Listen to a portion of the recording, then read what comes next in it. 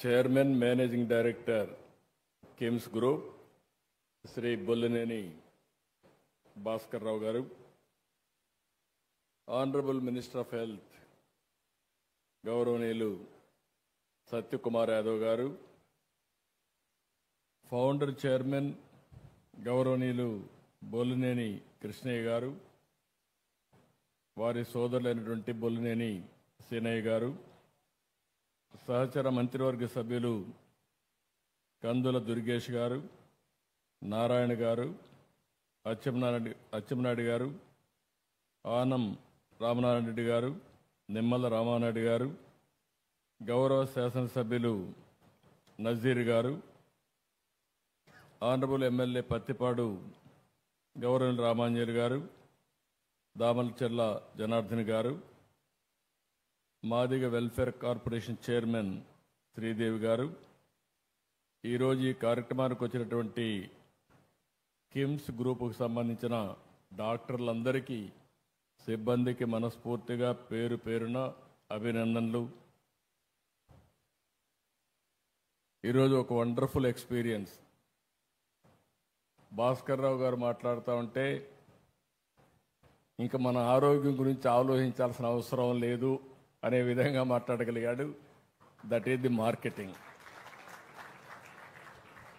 చేసిన పనిని చాలా స్పష్టంగా చెప్పడం, చేయబోయే దానిపైన మళ్ళీ ప్రజల్లో ఒక మంచి అభిప్రాయం కూడా క్రియేట్ చేయాల్సిన అవసరం ఉంది. ఆయన మాట్లాడాడు. ఆయన మాట్లాడిన దానికి ప్రూఫ్ ఆఫ్ కాన్సెప్ట్ ఉంది. ఎగ్జాక్ట్గా 2000 సంవత్సరంలో నెల్లూరులో నేనే ఆ రోజు మొదటి హాస్పిటల్ ప్రారంభించాలనుకుంటున్నాను. అక్కడి నుంచి స్టార్ట్ చేశాడు. ఎగ్జాక్ట్గా 25 సంవత్సరాలు, 5000 బెడ్స్, 5-6 రాష్ట్రాల్లో విస్తరించాడు. ఈరోజు 25,000 కోట్ల రూపాయలు మార్కెట్ క్యాప్ సాధించాడు. అందుకే అన్నాను, ఎప్పుడైనా చెప్పేటప్పుడు విశ్వసనీయత ఉండాలంటే చేసి చూపిస్తే విశ్వసనీయత వస్తుంది. అది చేసి చూపించిన వ్యక్తి సంస్థ భాస్కర్ రావు గారు. అదే మరి కిమ్స్ అని చెప్పి కూడా నేను మీకు తెలియజేస్తున్నా. ఈరోజు దేశంలోనే అతిపెద్ద వ్యవస్థల్లో ఇది ఒక మంచి చైన్గా తయారయ్యే పరిస్థితి వచ్చింది. తెలంగాణ, ఆంధ్రప్రదేశ్, కేరళ, కర్ణాటక, మహారాష్ట్ర, ఈ అన్ని నగరాల్లో, అన్ని సిటీల్లో ఉంది. నేను వస్తా ఉంటే చూపించాడు. వెరీ గుడ్ మార్కెటింగ్ మేనేజర్ అనుకున్నాను. ఇప్పుడు మాట్లాడినప్పుడు కూడా చూశాను. హాస్పిటల్లో వస్తే ఎక్కడెక్కడ కిమ్స్ హాస్పిటల్స్ ఉన్నాయో మొత్తం మ్యాప్ వేసి, ఆంధ్ర మ్యాప్ వేసి చాలా స్పష్టంగా చూపించాడు. అంతటితో ఆగలేదు. అక్కడి నుంచి మళ్ళీ ఆంధ్రప్రదేశ్లో ఎలాంటి పండుగలు చేస్తారో అవన్నీ కూడా చేశారు. అక్కడి నుంచి మీరు చూస్తే ఆ గోడలంతా కూడా మనం చిన్నప్పుడు చదువుకున్నప్పుడు జ్ఞాపకం వస్తుంది. అలాంటి పెయింటింగ్స్ వేసి ఆంధ్రప్రదేశ్లో టూరిజం స్పాట్స్ కూడా మొత్తం ఒకసారి చూపించాడు. ఒక పక్క హిస్టరీ, ఒక పక్క జియోగ్రఫీ, ఇంకో పక్క మెడికల్ నాలెడ్జ్ కూడా, ఏ జబ్బు వస్తే ఏ విధంగా ఉండాలి, జాగ్రత్తలు తీసుకోవాలని కూడా బ్యూటిఫుల్గా చూపించాడు. అంటే దీన్ని బట్టి చూస్తే మనిషి పూర్తిగా ఇన్వాల్వ్ అయ్యాడు. ఏం చేస్తే ప్రజల్లో చైతన్యం వస్తుందో అది చేస్తూ ముందుకు పోతున్నాడు. అందుకే సక్సెస్ అయ్యాడు. దానికి మరొక్కసారి మీ అందరి తరపున కూడా రాష్ట్రంలో మీరు చూస్తే నెల్లూరు, రాజమండ్రి, శ్రీకాకుళం, ఒంగోలు, వైజాగ్, అనంతపూర్, కర్నూలు ఎక్సెప్ట్ 2 చెప్పాడు. రేపు ఎల్లుండి ఆ 2 కూడా పెట్టేస్తాడు. కాబట్టి అన్ని జిల్లాల్లో, కొత్త జిల్లాల్లో కూడా కిమ్స్ హాస్పిటల్స్ వచ్చే పరిస్థితికి వచ్చింది. అయితే ఇక్కడ మనం గుర్తుపెట్టుకోవాల్సింది, ఒక పక్క నెట్వర్క్, రెండో పక్కన మీరు చూసినప్పుడు ఒక డిసిప్లిన్. ఈ 2 కూడా ప్రాక్టీస్ చేస్తూ వచ్చారు. ఆయనైతే చాలా ఏబిసిడి నుంచి జెడ్ వరకు మొత్తం చెప్పారు. ఏ విధంగా ఉండాలి అవన్నీ చాలా డీటెయిల్డ్గా చెప్పాడు. ఈరోజు మీరు చూస్తే హైదరాబాద్లో ఒక 1000 పడకల ఆసుపత్రి సికింద్రాబాద్లో పెట్టారు. ఇంకొక పక్కన ఇప్పుడే ఆయన చెప్పింది ఒక ఆంధ్రప్రదేశ్లోనే ఇక్కడే గుంటూరు, విజయవాడ, అమరావతిలోనే 2000 బెడ్లు పెట్టే పరిస్థితికి వస్తున్నారు. ఇవన్నీ కూడా మార్కెటింగ్. అంటే ఒక విజన్ ఉండే వ్యక్తి భాస్కర్ రావు గారు అని చెప్పిన అభిప్రాయం. అది కూడా మోడల్స్, ఒక మోడల్ ఆయన చెప్పాడు. ఆ మోడల్ కూడా మీరు చూస్తే ఎంప్లాయీస్ ఎవరైతే ఇందులో పనిచేస్తున్నారో 10,000 మంది ఈ హాస్పిటల్లో పెట్టుబడులు పెట్టారు. 25,000 కోట్ల రూపాయలు మార్కెట్ క్యాప్లో ఈ 10,000 మందికి 12,000 కోట్ల రూపాయలు మార్కెట్ క్యాప్ వచ్చిందంటే ఆ రోజు పెట్టిందంతా కూడా 100 కోట్లు పెట్టారేమో. 100 కోట్లు పెడితే ఈరోజు 12,000 కోట్ల రూపాయలు మార్కెట్ క్యాప్ వచ్చిందంటే ఆయన ఒక్కడు బాగుపడడం కాదు, హాస్పిటల్లో చేరిన ప్రతి ఒక్క డాక్టర్కి ప్రతి ఒక్కరికి షేర్ ఇచ్చాడంటే అది విజయ రహస్యం అని చెప్పి మరొకసారి మీ అందరికీ తెలియజేస్తున్నా. మనం అందరం ఒకటే ఆలోచిస్తాం, నేను బాగుంటే చాలని. కానీ సంస్థ బాగుండాలంటే అందులో పనిచేసే వ్యక్తులకు కూడా భాగస్వామ్యం ఉండాలి.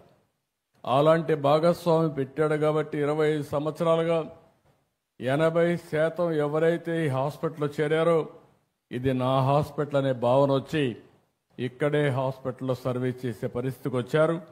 ఇది ఒక మంచి అనుభవం అని చెప్పి కూడా మిగిలిన పారిశ్రామికవేత్తలకు విజ్ఞప్తి చేస్తున్నా.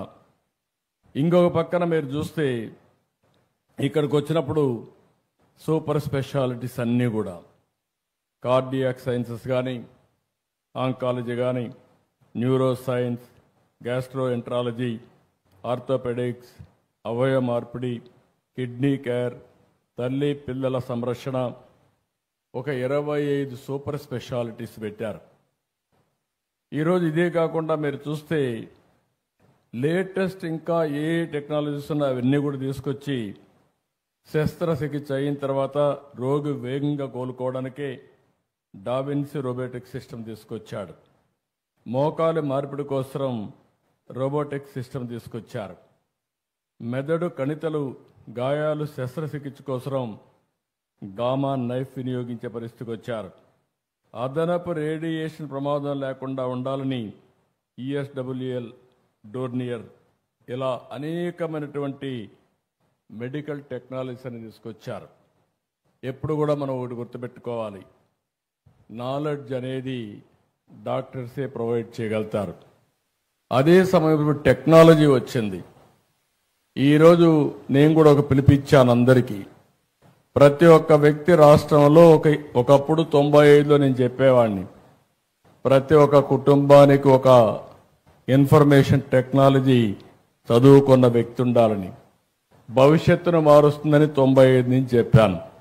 ఈరోజు ఆ రోజు నేను ఇచ్చిన పిలుపు ఈరోజు మీరు చూస్తే ప్రపంచంలోనే ఎక్కువ ఆదాయం ఎవరికి వస్తుందంటే భారతీయులకు వస్తుంది. అందులో మొదటి స్థానంలో ఎవరున్నారంటే తెలుగు జాతి ఉన్నారని చెప్పి మరొకసారి గుర్తు చేస్తున్నా. 95 నేను మాట్లాడింది ఐటీ మాట్లాడారు. ఈరోజు నేను మాట్లాడేది ఏఐ మాట్లాడుతున్నా, ఆర్టిఫిషియల్ ఇంటెలిజెన్స్ మాట్లాడుతున్నా.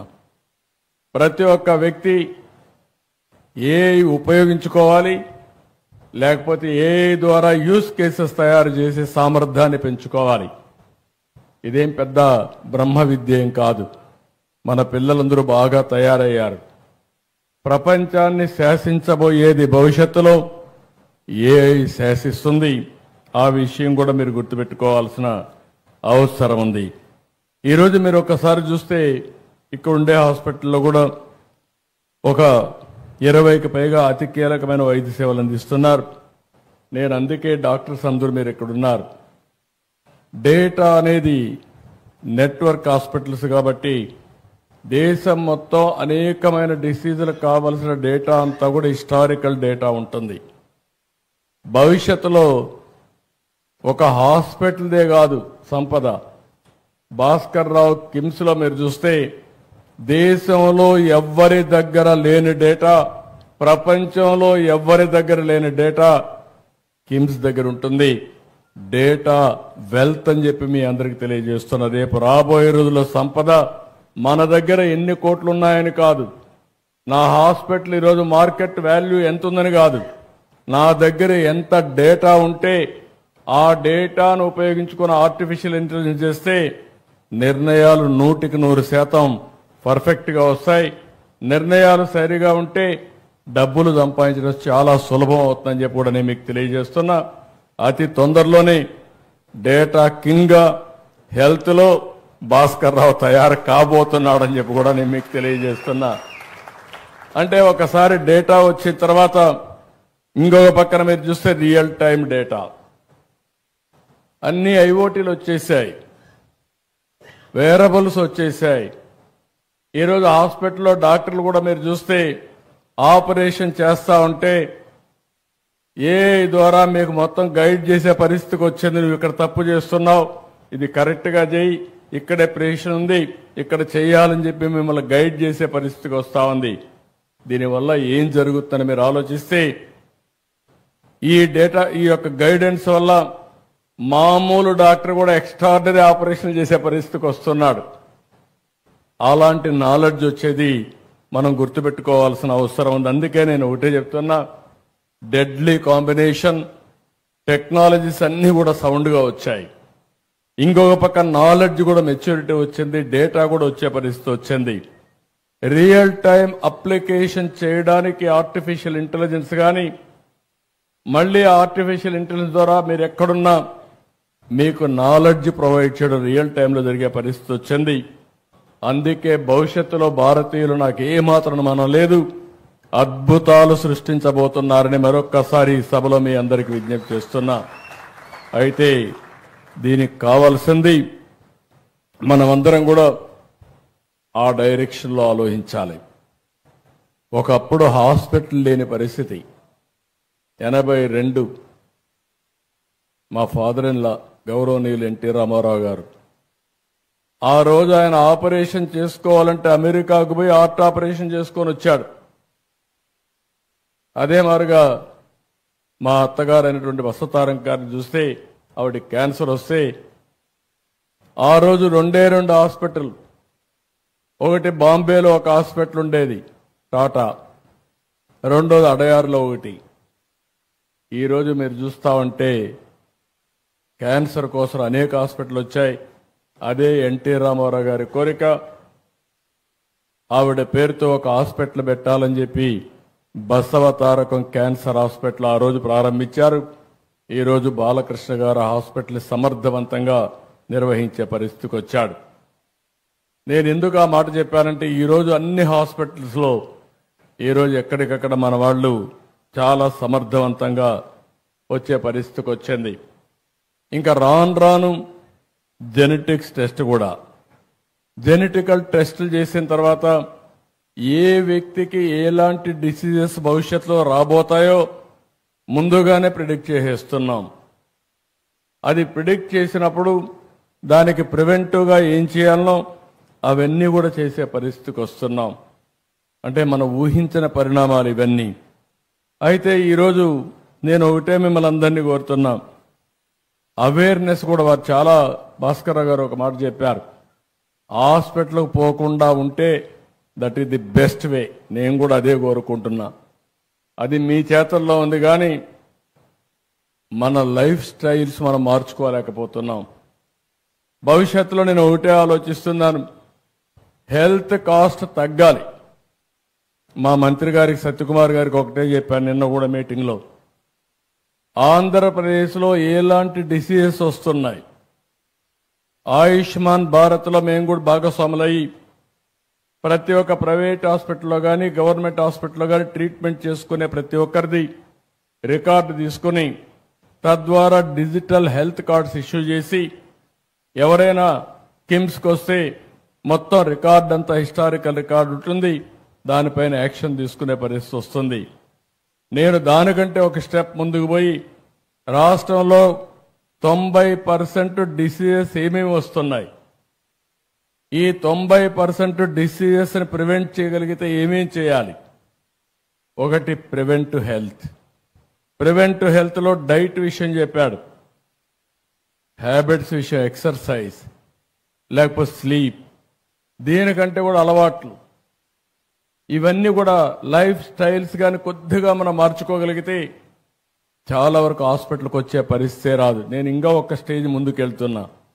మీరు తినే ఫుడ్ కూడా నేచురల్ ఫుడ్ ఉండాలని ప్రపంచంలోనే నేచురల్ ఫార్మింగ్ నెంబర్ 1 ఏ రాష్ట్రం అంటే దానికి చిరునామాగా ఆంధ్రప్రదేశ్ తయారవుతుంది, తయారు చేస్తున్నాం. ఒకసారి నేచురల్ ఫుడ్ వచ్చినప్పుడు నేను మాటల్లో చెప్పడం లేదు, టెక్నాలజీ వల్ల ట్రేసబిలిటీకి వస్తున్నాం. అంటే నువ్వు తినే ఫుడ్ ఒకసారి క్యూఆర్ కోడ్లో స్కాన్ చేసుకుంటే ఏ ఫామ్ నుంచి వచ్చింది, ఏం ప్రాసెస్ ఉపయోగించారు, ఎవ్రీథింగ్ డీటెయిల్స్ ఉంటాయి.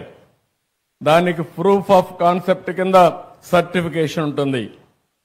అంటే ఇది కరెక్ట్గా ఆర్గానిక్ ఫుడ్, ఇది నేచురల్ ఫుడ్ అని సర్టిఫికేషన్ ఉంటుంది, ట్రేసబిలిటీ ఉంటుంది. దీన్ని కూడా ప్రమోట్ చేసే పరిస్థితికి వచ్చాం. రెండోది, మనం వాడే పీల్చే గాలి, అందరం కూడా కలుషితమైన వాతావరణంలో బ్రతుకుతున్నాం.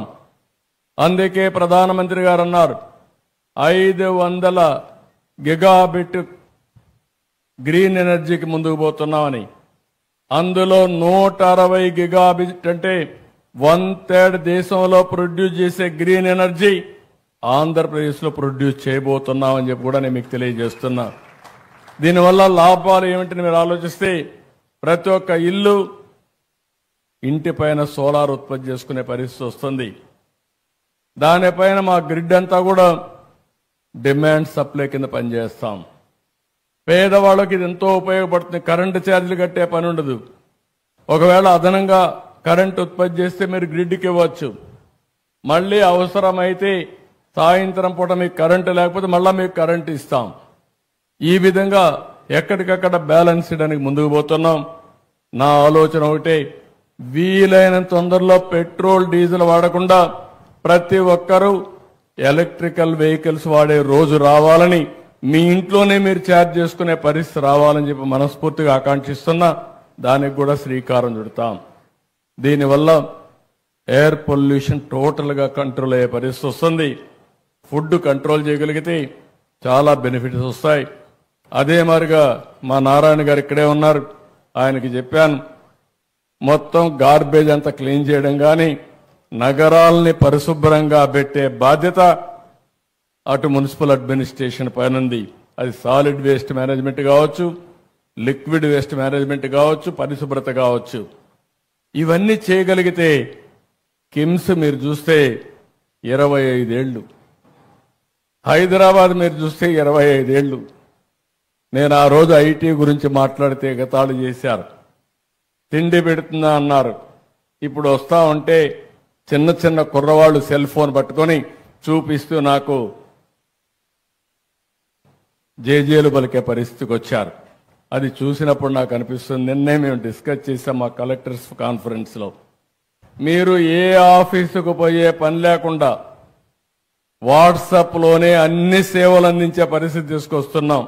నీకు ఏ సర్టిఫికేట్ కావాలన్నా, ఏ పని కావాలన్నా ఒక వాట్సాప్ ద్వారా, మీరు ఒక టెంపుల్కు పోవాలన్నా, ఒక ఎంఆర్ఓని సర్టిఫికేట్ తీసుకోవాలన్నా, ఒక సినిమాకి పోవాలన్నా, రేపు రాబోయే కిమ్స్ హాస్పిటల్లో బెడ్ బుక్ చేసుకోవాలన్నా వాట్సాప్ గ్రూప్లోనే బుక్ చేసుకునే పరిస్థితికి వస్తారు.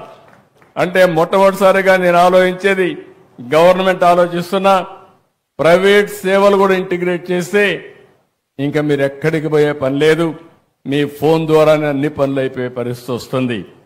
ఇలాంటి వినూత్నమైన ఇంకొక పక్కన మీరు చూసినప్పుడు మా గవర్నమెంట్ను కూడా ప్రైవేట్ వాళ్ళు ఎంత సమర్థవంతంగా గ్యారప్ చేస్తున్నారో, గవర్నమెంట్లో కూడా కంప్యూటరైజేషన్ చేసి ఎక్కడికక్కడ సమర్థమైన సుపరిపాలన ఇవ్వడానికి ముందుకు పోతున్నాం. అందుకే నేను ఒక మాట చెప్పాను, నేను చేసే పని 2047 స్వర్ణాంధ్రప్రదేశ్. నరేంద్ర మోడీ గారి విధానం వికసిత్ భారత్ 2047. స్వర్ణాంధ్రప్రదేశ్ వికసిత్ భారత్కి అనుసంధానం చేసుకుంటూ ముందుకు పోవాల్సిన అవసరం ఉంది. అదే సమయంలో నేను ఒకటే ఆలోచిస్తున్నాను, వెల్తీ, హెల్తీ, హ్యాపీ సొసైటీ. ప్రతి ఒక్క వ్యక్తి డబ్బులు ఉండాలి, ఆరోగ్యంగా ఉండాలి, ఆనందంగా ఉండాలి. అప్పుడే ఆరోగ్యం వస్తుంది, అప్పుడే ఆదాయం వస్తుంది. ఈ మూడు కూడా కలుపుకొని అలాంటి సమాజాన్ని క్రియేట్ చేయడం కోసం ముందుకు పోతున్నాం అని చెప్పి కూడా నేను మీకు తెలియజేస్తున్నా. అందుకనే ప్రభుత్వంలో కూడా మొత్తం డేటా తీసుకున్న తర్వాత మెడికల్ కాస్ట్ ఎట్ట తగ్గించాలని ఆలోచిస్తున్నాం. ఈరోజు పేద కుటుంబాలన్నీ చితికిపోతున్నాయి. ఓసారి బాధేస్తుంది, ఓసారి ఆరోగ్యం మాట్లాడుతున్నాం, ప్రోగ్రెస్ చూసి ఆనందపడుతున్నాం. ఓసారి ఒక్కొక్క పేషెంట్కి 60 లక్షలు, 70 లక్షలు, ₹1,00,00,000 మెడికల్ బిల్లు వచ్చే పరిస్థితి వస్తూ ఉంది. చాలా మంది ఆస్తులు అమ్ముకొని కూడా ప్రాణాలు కాపాడుకోవడానికి కష్టపడి ముందుకు పోయే పరిస్థితి వస్తున్నారు. ఓసారి బతుకుతున్నారు, ఒకసారి చనిపోతున్నారు. కానీ చనిపోయిన తర్వాత ఆ ఫ్యామిలీని చూస్తే ఫైనాన్షియల్గా చితికిపోయే పరిస్థితికి వస్తున్నారు. ఇవన్నీ దృష్టిలో పెట్టుకొని ఎలాంటి మెకానిజం మనం తీసుకురాగలుగుతాం, పేదవాళ్ళ ఆరోగ్యాన్ని ఏ విధంగా కాపాడుతాం, అందరికీ ఆరోగ్య ఖర్చుల్ని ఏ విధంగా తగ్గించగలుగుతామో దీనిపైన మేధావులందరూ ఆలోచించాల్సిన అవసరం ఉంది. నేను కూడా ఆలోచిస్తున్నా. ఈరోజు హాస్పిటల్లో కూడా ఇంకొక విషయం కూడా, ఇక్కడ డాక్టర్స్ ఉన్నారు, కొంతమంది ప్రైవేట్ మెడికల్ కాలేజెస్ కూడా ఉన్నాయి. మీరందరూ కూడా శ్రద్ధ పెట్టాలి. మీరు మీ హాస్పిటల్ మేనేజ్మెంట్ ఎంత ముఖ్యమో సమాజం కూడా అంతే ముఖ్యం. ప్రివెంటివ్ హెల్త్ గురించి మీ అందరి బాధ్యత. ప్రజా చైతన్యం తీసుకురావాల్సిన అవసరం ఉంది. అదే సమయంలో రియల్ టైం మానిటరింగ్ కూడా. చీటికి మాటికి మీరు హాస్పిటల్ అందరినీ పేషెంట్లు చేర్చి తద్వారా వాళ్ళకు రూమ్ రెంట్లు వేసి విపరీతంగా భద్ర పెంచేసే పరిస్థితికి వస్తున్నారు. ఈరోజు వేరబుల్స్ వచ్చాయి. ఏ డిసీజ్ వచ్చినా ఆయన ఇంటి దగ్గర ఉంటే మీరు ఇక్కడి నుంచి మానిటర్ చేసి అవసరమైనప్పుడు అతను హాస్పిటల్కి షిఫ్ట్ చేసే మెకానిజం వస్తూ ఉంది. అంబులెన్సెస్ ఉన్నాయి. అంబులెన్సెస్ కూడా మనకు కావలసిన ఎక్విప్మెంట్ అంతా పెట్టే పరిస్థితికి వస్తున్నాం.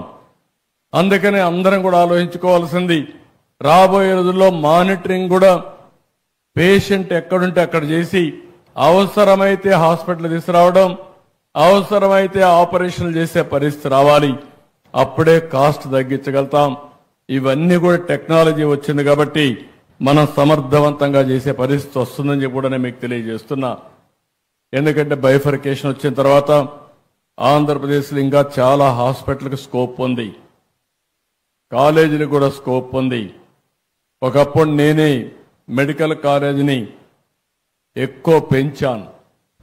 ఆ రోజుట్లోనే మీరు చూస్తే మెడికల్ ఎడ్యుకేషన్ కోసం అన్ని జిల్లాల్లో ఒక మెడికల్ కాలేజ్ ఇచ్చాం, చదువుకు ప్రాధాన్యత ఇచ్చాం, రెవెన్యూ డివిజన్లో ఇంజనీరింగ్ కాలేజీలు ఇచ్చాం, మండల్లో జూనియర్ కాలేజ్ ఇచ్చాం, ఎవ్రీ 5 కిలోమీటర్లు ఒక హై స్కూల్ ఇచ్చాం, 3 కిలోమీటర్లు ఒక అప్పర్ ప్రైమరీ స్కూల్ ఇచ్చాం. ప్రతి ఒక్క కిలోమీటర్కి ఎలిమెంటరీ స్కూల్ పెట్టి విద్యకు ప్రాధాన్యత ఇచ్చాం.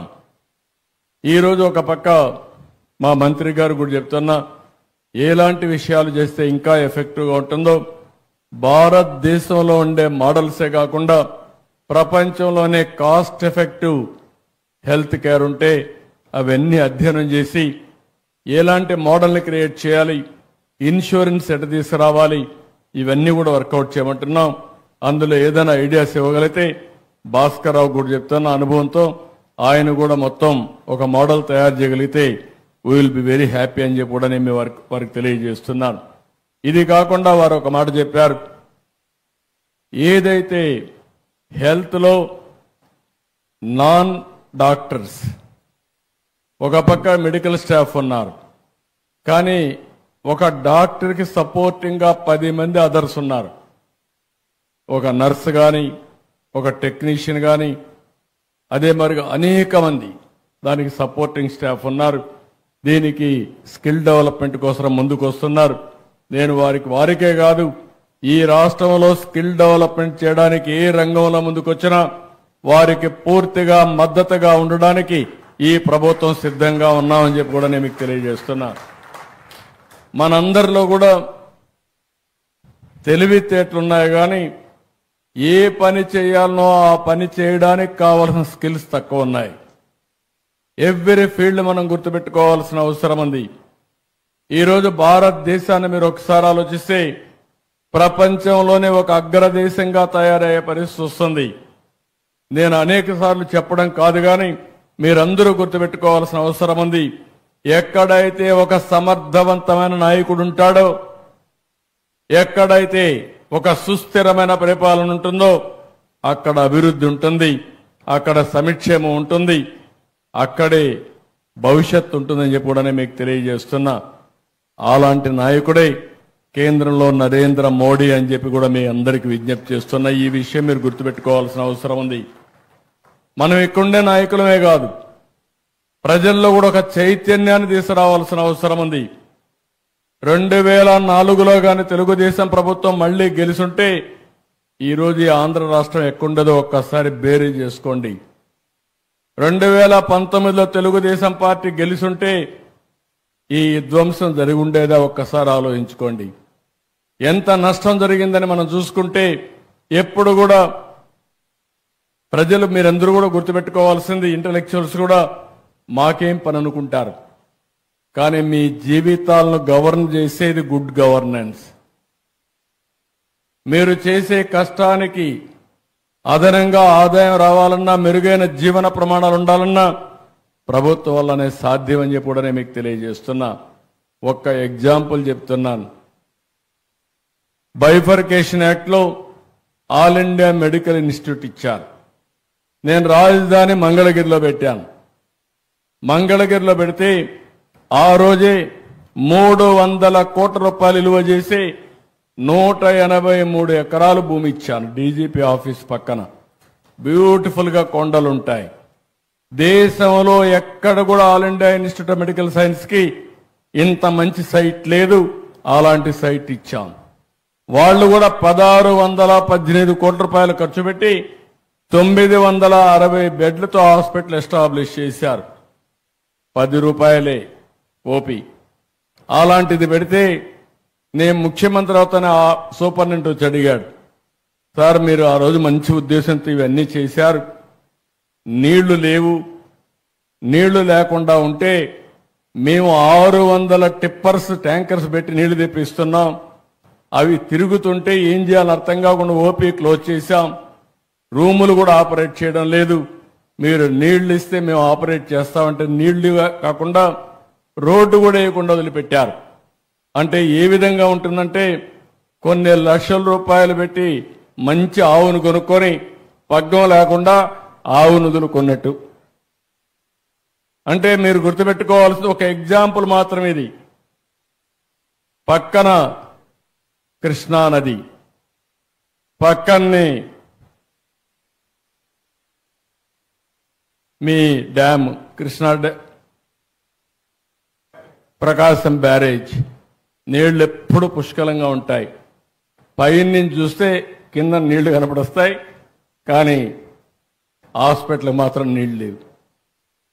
ఇది గవర్నమెంట్ అని అడుగుతున్న మా మంత్రి గారు ఇప్పుడే మాట్లాడుతున్నాడు.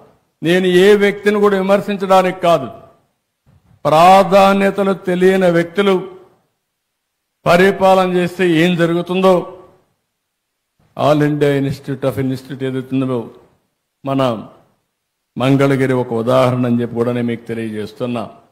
ఇక్కడికి వచ్చినప్పుడు నేను ఒకే విధానం మీ అందరిని కోరుతున్నా. చదువుకున్న వాళ్ళందరూ ఇక్కడ ఉన్నారు. నేను కూడా రేపు ఉగాదికి P4 అనే ఒక పాలసీ తీసుకొస్తున్నా. ఈ విషయం అందరూ ఆలోచించాల్సిన అవసరం ఉంది. ఈరోజు మనకు ఆర్థిక సంస్కరణలు 1991లో వచ్చాయి. దానివల్ల సంపద పెరగడం మొదలైంది. అందులో అనేక విధాలుగా వచ్చాయి. ఈరోజు PPP మోడల్ అంటే పబ్లిక్ ప్రైవేట్ పార్ట్నర్షిప్.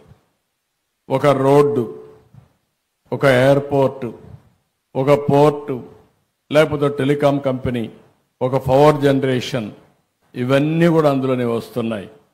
దీనివల్ల ప్రజలకు బెనిఫిట్ వచ్చింది, కాస్ట్ తగ్గింది. ఎవరైతే ఆ సర్వీసెస్ ప్రొవైడ్ చేస్తారో వాళ్ళందరికీ ఆదాయం పెరిగింది, అందులోనే హాస్పిటల్స్ కూడా వస్తున్నాయి. అదే సమయంలో ఈరోజు చూస్తే ఆర్థిక అసమానతలు పెరిగిపోతున్నాయి. అందులో నేను భాస్కర్ రావు గారిని అందుకే అభినందించాను. నేను ఏదైతే P4 మాట్లాడానో దాంట్లో కొంతవరకు వారు ఒక మంచి పని చేశారు. 20,000 మంది ఉద్యోగస్తులుంటే కిమ్స్ హాస్పిటల్లో మొత్తం 10,000 మందికి వాటాలు ఇచ్చారు. అంటే 10,000 మందికి 12,000 కోట్ల రూపాయలు ఆదాయం పెరిగింది. పెట్టుబడి పెట్టింది 100 కోట్లు. ఈరోజు మీ ఆదాయం 12,000 కోట్లంటే నేను అనుకున్న పీపీపీలో అది కూడా ఒక మార్గం. కానీ అక్కడ చాలా మంది పేదవాళ్ళు ఉన్నారు. పేదవాళ్ళల్లో ఆ రోజు సరిగా జరగకుండా, లేకపోతే నమ్మకం లేకుండా పెట్టుబడి పెట్టలేకపోతున్నారు. ఎవరైతే అందులో పెట్టుబడి పెడుతున్నారో భవిష్యత్తు చూడగలిగిన వాళ్ళే పెడుతున్నారు. వాళ్ళకే లాభాలు వచ్చే పరిస్థితి వస్తూ ఉంది. అందుకే నేను సమాజానికి ఒక బాధ్యత తీసుకుని P4 అంటే పబ్లిక్ ప్రైవేట్ పీపుల్ పార్ట్నర్షిప్ తీసుకుని హై నెట్వర్త్ ఇండివిజువల్స్ అంతా పేదవాళ్ళని అడాప్ట్ చేసుకునే మార్గం చూడాలి. టాప్ లో ఉండే 10%, బాటంలో ఉండే 20% అడాప్ట్ చేసుకుని సమాజం మనకి స్థాయి ఇచ్చింది. ఈ స్థాయికి మనం రాగలిగాం. కనీసం మన జీవితంలో మన బాధ్యతగా తీసుకుని నేను ఒకప్పుడు జన్మభూమి పెట్టాను, ఇప్పుడు P4 అంటున్నాను. కనీసం మీరు మీ జీవిత కాలంలో మీ కుటుంబం కోసమే కాకుండా, మీకోసమే కాకుండా సమాజం కోసం బతికే విధంగా ఒక 10 మందినో 20 మందినో 50 మందినో పైకి తీసుకొచ్చే కార్యక్రమానికి శ్రీకారం చుట్టడానికి P4 పాలసీ తీసుకొచ్చానని చెప్పి కూడా మీకు తెలియజేస్తున్నా. అసమానతలు తగ్గాలి, పేదరికం పోవాలి. మొదటి విడతగా జీరో పావర్టీ మాట్లాడుతున్నాను. జీరో పావర్టీ అయిన తర్వాత ప్రభుత్వం ఇవ్వాల్సిన అంత డబ్బులు ఇస్తాం. వాళ్లకు డబ్బులు లేక కాదు, ఆ సమయంలో నిర్ణయాలు తీయడంలో చాలా ఫెయిల్ అవుతున్నారు. ఈరోజు భాస్కర్ రావు గారు మెరుగైన నిర్ణయాలు చేయగలుగుతున్నారు. దానికి కారణం ఆయన సక్సెస్ అయ్యాడు. ఆయనకు ఎప్పటికప్పుడు అనుభవం పెరిగింది, నాలెడ్జ్ పెరిగింది. కాబట్టి ఆయన తీసుకున్న నిర్ణయాలన్నీ ఉపయోగపడే పరిస్థితికి వస్తున్నాయి. ఈరోజు 20,000 మంది ఉద్యోగాలు పెట్టాడు. 25,000 కోట్ల రూపాయలు మార్కెట్ క్యాప్ పెంచాడు. కనీసం అలాంటి వ్యక్తులు కూడా ఒక 500, 100 మందో 1000 మందినో P4 కింద తీసుకుని మనతో సమానంగా కాకపోయినా ఆర్థికంగా పైకి తీసుకొచ్చి సమాజంలో ఆర్థిక అసమానతలు తగ్గించడానికి తోడ్పాటు ఇవ్వాల్సిందిగా విజ్ఞప్తి చేస్తున్నా. డబ్బులనేటి లెక్కల్లో పెట్టుకుంటే లాభం లేదు, బ్యాంకుల్లో పెట్టుకుంటే లాభం లేదు. పేదవాడు తినడానికి తిండి లేకుండా, సమయానికి ఆరోగ్యాన్ని మెరుగుపరుచుకోవాలని డబ్బులు లేకపోతే ఆ వ్యవస్థ కరెక్ట్ కాదనేది నా అభిప్రాయం. అందుకే నేను ఆర్థిక సంస్కరణని ఎక్కువగా మాట్లాడి ప్రమోట్ చేసిన దాంట్లో మొదటి వ్యక్తిని భారతదేశంలో నేనే అని చెప్పి కూడా మీకు తెలియజేస్తున్నా. ఇప్పుడుగా 95 నుంచి ఐ బిలీవ్డ్ ఇట్. సంపద సృష్టించాలి. సంపద సృష్టించిన తర్వాత సంపదని పేదవాళ్లకు తీసుకుపోవడానికి మనం పనిచేయాలి. అదే సమయంలో టెక్నాలజీ మాట్లాడాను. ఈరోజు టెక్నాలజీ కూడా మెచ్యూరిటీ వచ్చింది.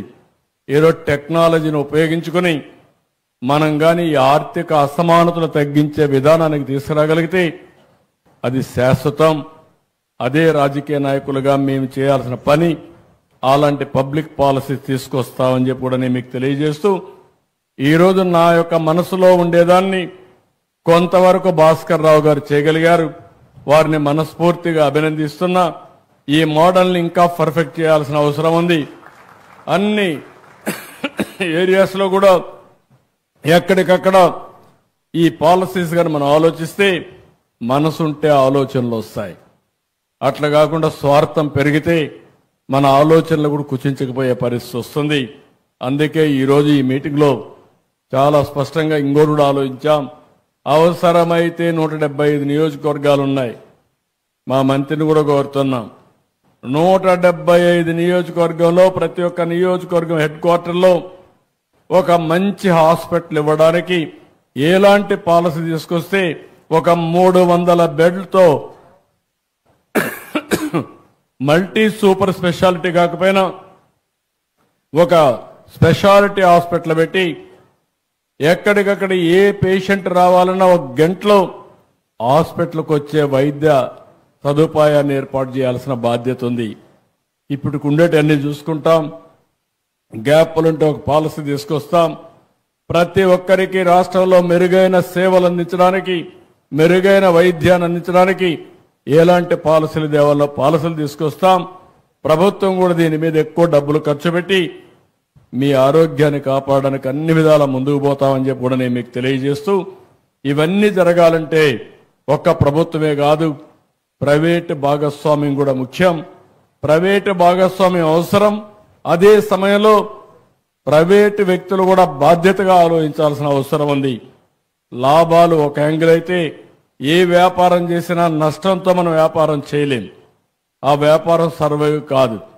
కానీ లాభాల పేరుతో మీ అసమర్థతతో ప్రజల మీద భారం వేసే పరిస్థితి వస్తే అది కూడా సమాజానికి మంచిది కాదు. ఎఫిషియన్సీ పెరగాలి, కాస్ట్ తగ్గాలి. అదే ఈరోజు రిఫార్మ్స్ ఫలితం అని చెప్పి కూడా నేను మీకు తెలియజేసుకుంటూ, కాబట్టి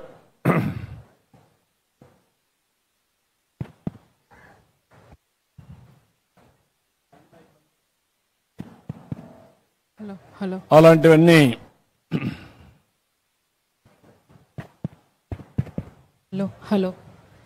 ఓకే ఓకే. కాబట్టి ఈ విషయాల్లో ఇంకొక మాట కూడా మీ అందరికీ విజ్ఞప్తి చేస్తున్నా. మొన్న మేము స్వర్ణాంధ్రప్రదేశ్కి ప్రజాభిప్రాయాలు అడిగితే 16 లక్షల మంది భాగస్వాములయ్యారు ఆన్లైన్లోనే. చాలా సంతోషంగా చూసినప్పుడు నాకు అనిపించింది, ఆంధ్రప్రదేశ్లో నేను మాట్లాడమే కాదు టెక్నాలజీ విషయం చెప్తా ఉంటే చాలా బ్రహ్మాండంగా మీరందరూ స్పందించే పరిస్థితికి వస్తున్నారు. నేను అందుకనే ఇటీవల కాలంలో మీరు చూస్తే ప్రతి ఒక్క సర్వీసు కూడా ప్రజాభిప్రాయాన్ని తీసుకుంటున్నాను. అనేక మార్గాల్లో నాకు ఎన్ని మార్గాలు తోస్తే అన్నిట్లో తీసుకుంటున్నాను. ఆన్లైన్లో రేటింగ్ తీసుకుంటున్నా, పేపర్లో టీవీల్లో వచ్చేది తీసుకుంటున్నాను, ఐవీఆర్ఎస్ అడుగుతున్నాను. ఇంకొక పక్కన మనుషులు పంపించి సమాచారం ఒకప్పుడు రాజులు ఉండేటప్పుడు చేసేవాళ్ళు. వాళ్ళు చేసేది మారు వేషంలో కూడా పోయి చూసేవాళ్ళు. కానీ ఇప్పుడు మాకు వీలు కావడం లేదు. గుర్తుపడతారు కాబట్టి పోలేము. కానీ ఎన్ని విధాల సమాచారం సేకరించాలో సేకరించి మెరుగైన పాలన, పేదలకు అందుబాటులో ఉండే పాలన ఇవ్వాలనే ఉద్దేశంతో ఈ ప్రభుత్వం ముందుకు పోతా ఉందని చెప్పి కూడా నేను మీకు తెలియజేస్తున్నా. ఒక పెన్షన్ ఇచ్చినా, ఒక అన్నా క్యాంటీన్లో భోజనం పెట్టినా, లేకపోతే ఏ సర్వీస్ అని హాస్పిటల్ సర్వీస్ అన్నీ కూడా పెట్టాం. మీరు ఎక్కడ పోయినా క్యూఆర్ కోడ్ ఉంటుంది. భవిష్యత్తులో మీ బస్సుల్లో కూడా ఉంటాయి. అదే మరి హాస్పిటల్లో ఉంటుంది. మీరు ఎవరైనా సరే ఫ్రీగా మీ అభిప్రాయాలు తెలియజేయాలంటే ఆ క్యూఆర్ కోడ్ ద్వారా మీ అభిప్రాయాలు తెలియజేయండి. ఆటోమేటిక్గా ఇవన్నీ కూడా రాష్ట్ర ప్రభుత్వానికి వస్తాయి. అది ఒక ఫీడ్బ్యాక్గా తీసుకొని ఇంకా సేవలు ఏ విధంగా ఇంప్రూవ్ చేయాలన్న అవన్నీ ఇంప్రూవ్ చేస్తామని చెప్పి కూడా నేను మీకు తెలియజేసుకుంటూ, ఈరోజు ఈ మీటింగ్కి వచ్చినప్పుడు హెల్త్ గురించి, ఆరోగ్యం గురించి కొన్ని ఐడియాస్ అన్నీ మీకు షేర్ చేసుకోవడం నా అదృష్టంగా భావిస్తూ, నేను ఎప్పుడు కూడా ఒక స్టూడెంట్ని. ఈరోజు భాస్కర్ రావు గారు చెప్పిందంతా విన్నాను. చాలా వరకు అనిపించింది, ఒక వ్యక్తి 25,000 కోట్ల రూపాయలు మార్కెట్ క్యాప్ 25 ఏళ్ళు సంపాదిస్తే నేను ఈ రాష్ట్రానికి ఏం చేయగలుగుతానని చెప్పి ఆలోచిస్తున్నాను. అది నా యొక్క డెడికేషన్. అందుకే నేను పెట్టాను 15% గ్రోత్ రేటు పెట్టాను. రాబోయే 23 సంవత్సరాలు సంవత్సరం 15% పెరగాలి. చాలామంది అసాధ్యమన్నారు.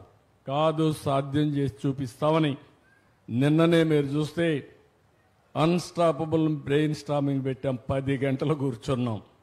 ఉదయం నుంచి రాత్రి వరకు కూర్చొని ఎవరైతే మా మంత్రులు ఉన్నారో మంత్రులు, ఆ కన్సర్న్ సెక్రటరీస్ని పిలిచాను. అందరినీ పిలవలేదు. ఎందుకంటే మా వాళ్ళందరూ రమ్మంటే all head of the departments వస్తే మంత్రులు వాళ్ళపైన ఆధారపడతారు, సెక్రటరీస్ వాళ్ళపైన ఆధారపడతారు. వీళ్ళు మైండ్ అప్లై చేయడం మానేస్తారు. కాబట్టి మనమే కూర్చుందాం. మంత్రులు, ముఖ్యమంత్రి, సెక్రటరీలు కూర్చొని 10 గంటలు ఈ రాష్ట్రం కోసం ఆలోచించాం. రాబోయే బడ్జెట్ నెలను ఒక రూపకల్పన చేశామని చెప్పి కూడా నేను మీకు తెలియజేసుకుంటూ, భాస్కర్ రావు లాంటి వ్యక్తులంతా కూడా ఎవరైతే ఉన్నారో మీరందరూ కూడా ఎప్పటికప్పుడు సూచనలు ఇవ్వండి. మీరు గ్రో అవ్వాలంటే, రాష్ట్రం గ్రో కావాలి, ప్రజాహితం కోసం మీరు సూచనలు ఇస్తే ఆ సూచనలు తప్పకుండా పాటిస్తామని మరొక్కసారి తెలియజేసుకుంటూ అందరికీ నమస్కారాలు. జై హింద్.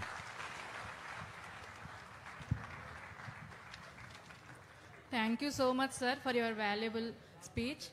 ఇప్పుడు మన